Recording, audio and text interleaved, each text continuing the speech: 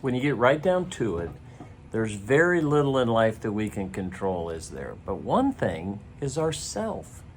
If we can't control anything else, we should be able to control ourselves, right? It's not as easy as it sounds, is it? Let's talk about it in your morning cup of inspiration. Thanks for joining me.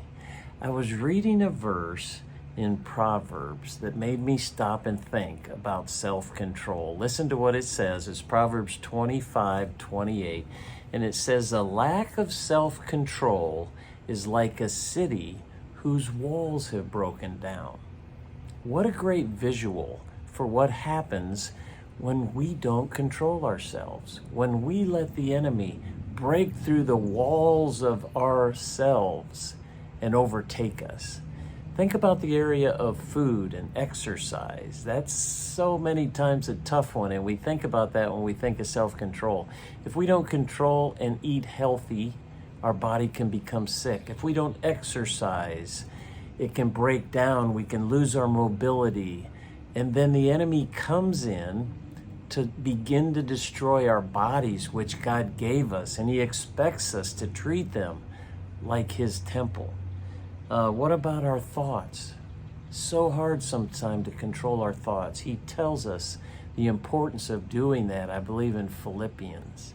Whether it's lust or envy or pride or whatever it is, those things can get into our mind. They can distort our attitude and our view of the world, and it begins to break down our mental capacity to truly live for Christ. Wrote down another one, sinful acts. So many times there's things that the enemy tempts us to do, and we give into that, and we don't control ourselves from sin. And obviously that keeps us away from God. It reduces our testimony because people can see we're not living the life we're supposed to. That's another area we cannot let the enemy break through that wall. And finally, the last one I listed is the use of time, our habits, our priorities. How we live our life, we can control. We can control what we do with our time. We can establish proper routines and habits. And as we do that, that helps us live a more righteous life. It helps us live a more God-fearing life, and it begins to create rewards for us in eternity. So all those things, if I can encourage you today, let's spend a little time thinking about self-control, how we can do that in our lives, and we know it only comes through the Spirit.